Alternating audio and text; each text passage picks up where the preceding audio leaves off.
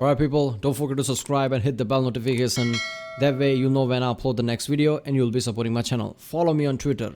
Every time I upload a new video, I'll be tweeting.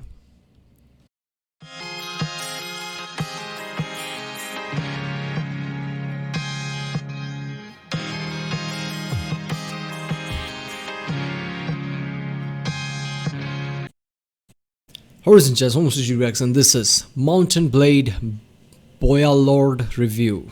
Boyarlord, okay. Swadia for everyone. This by channel ssethtzeentach, a man's daring journey through fantasy Europe, a story of courage, love, and betrayal that will leave you sobbing.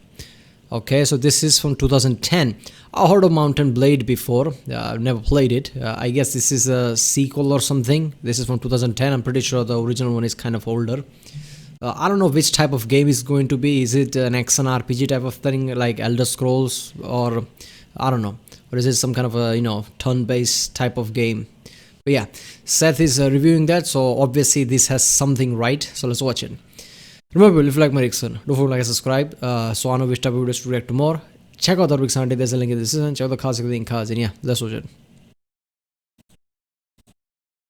Hey people, Seth here. Video games. Please. You know what's a good I'd video like to game? Stop them. Wrong motherfucking answer. Wait! Mountain Blade Warband.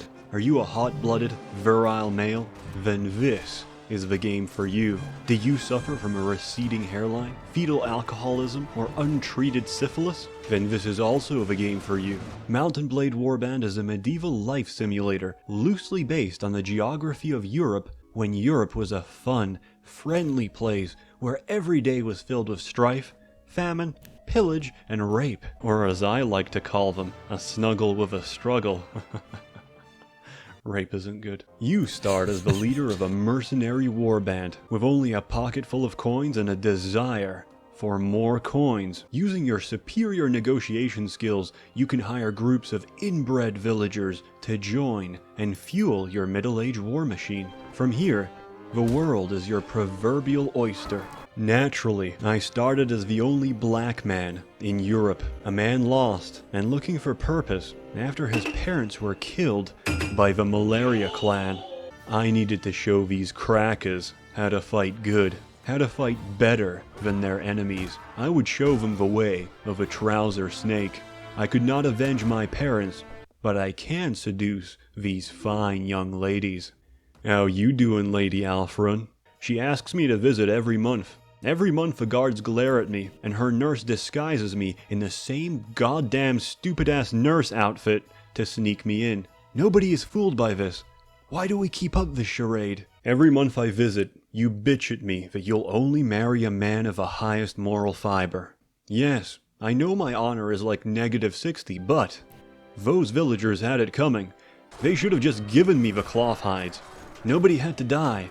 But when a peasant acts like a bitch, he gonna die like a bitch. Naturally, I also needed to hire companions who would align with my management philosophy. They needed to be cold-hearted, lacking any conscience, and Wait a minute, so in this game, I guess there is an honor system, respect and things, right?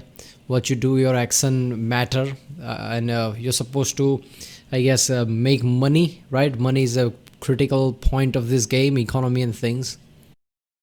any shred of remorse, so I surrounded myself with murderers, vagabonds, and women. In the beginning, you start as a faceless nobody, with no title, no reputation or standing to speak of. Being of common birth, you're fairly unremarkable, but completely free to do whatever you want. You can participate in trade and make no money, perform assignments for nobles representing different factions, and even enlist as a mercenary commander in their ranks, and make no money. Or you can raid villages all day every day for fat stacks of gold. One day you might even fight and imprison other generals, refusing all ransom requests from their kingdom because the more lords you keep prisoner, the less armies they can lead. Then you occupy their castles and towns while they cry in jail, forced to subsist on a diet. Yeah, Seth is playing the long game. I'm not doing this for just some small bit. I want to conquer all of them. The less generals there are, the less opposition. It's homemade. The sense of scale in Mountain Blade is huge. When I played it many years back, I never fully appreciated the immense power gap between starting the game to having an army of several hundred men tearing through most of a civilized world. There's few words to describe the satisfaction you feel from winning decisive battles and putting your enemies to the sword. If you become the vassal of a king, the game gets really interesting, since you often need to be intertwined in politics, intrigue, and skullduggery to advance your position among your peers. The sandbox AI plays out its interactions, while your actions alone can shift the balance of power. There's a lot of factions to choose from: Vikings, Snow Slavs, Italians, Mongols, Sand People, and Germano-Italians. At the start, I had no As this horse is better than Roach from Witcher 3. Look at that. real allegiances, so I went with the Snow Slavs. That day, my life changed. I met a man named Boyarlord, and he was a man with a plan. He had good ideas for how to bring stability to the realm of Calradia. Remember how you told me to start war with the Sand People? I guess they did have it coming. Remember then how you told me to start war with Swadia? Those were good times. As a result, the Kingdom of Vagars was launched into war at multiple fronts, but Boyarlord was a tactical genius. He had an ace up his sleeve. He told me in private to provoke conflict with Rodox as well. Intelligent, nihilistic, and with a wicked sense of humor, Boyarlord was my one true, forbidden love. Then I joined Nords and thought I'd never see him again. Even worse, my kingdom went to war with Vagars, but despite everything, we never fought each other. I told you those beautiful words one night: "Fuck King Yaroglek." And you said, "Yeah, fuck that guy. Can't even win 4-on-1. So I murdered your entire kingdom, so we could be together. In the end, you defected for me." He started wars with every faction when no one else did. He had hyper-aggressive warmonger AI when no one else did. I'll remember you, Volition, even though I'm stuck here. Alright, I don't know if he's exaggerating or not, but is this character this kind of a unique, the way he's describing? Are NPCs, certain characters are really good and unique in this game? Because, you know, the game so far looks great, right? If it has an RPG elements to it, right? You start with nothing, then you can align yourself with different factions and shit. Compared to a Skyrim, where does this fall? I mean, has anybody played this game? How good this is? Because I remember people just, you know, praising Mountain Blade. It's a really good game, but I never played it. With Lady Alfrun giving me blue balls. She keeps shouting at me using big words like genocide. I keep reminding her those were Swadian villages. It wasn't genocide. It was pesticide. She can never satisfy my cravings. Jarl Volition. Remember when you told me to talk shit about Jarl Knudar? I did it. I dishonored him and bullied him. He even challenged me to a duel and got whipped. Oh, how we laughed. At the time, I said what's between us is purely professional, purely business. But maybe I did it, Volition, just to see you smile. You traitorous motherfucker! Lord defeats. Okay. Now Lord defects. Amir Wilson has renounced his allegiance to the kingdom of Nords and joined the Saranid Sultanate. You traitorous motherfucker! Well, it's all business. After that betrayal, and having my heart broken for the last time, I lost any will to continue.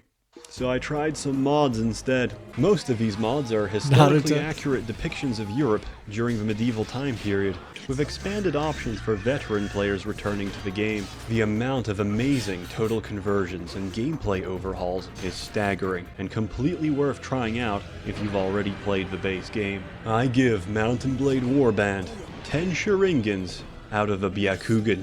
Go buy it. CD keys are out there for pennies on G2A, and the game goes on sale multiple times yearly on the Good Old Game Store and Steam. Not sure what to get your family for Christmas? Why not invest in a classic Seth trademark loot box? You never know what you'll get. Maybe a door handle, a kitchen accessory, or even a coat hanger. The possibilities are endless. Buy while stocks last. And Yeah, alright. Yeah, he was so heartbroken by the betrayal, he changed the, fabric of space and time and changed everybody. Yeah, so apparently there are mods in this game. I don't know. This review doesn't tell me much, but I guess the game is kind of good. Obviously, graphics going to suck because it's from 2010, but it's still playable. Doesn't look bad so far. And I'll have to check it out. Mountain Blade. I guess, this is somewhat RPG game, right? With all the character development and shit. So yeah, I hope NPCs are more interesting like he says. That would make the game fun. Right, people, that was Mountain Blade Boyarlord review. Swadia for everyone. By the channel ssethtzeentach. If you like my reaction, don't forget to like and subscribe. Check out the reaction. There's a link in the description. Check out the cards, everything in cards in here. I'll see you next time.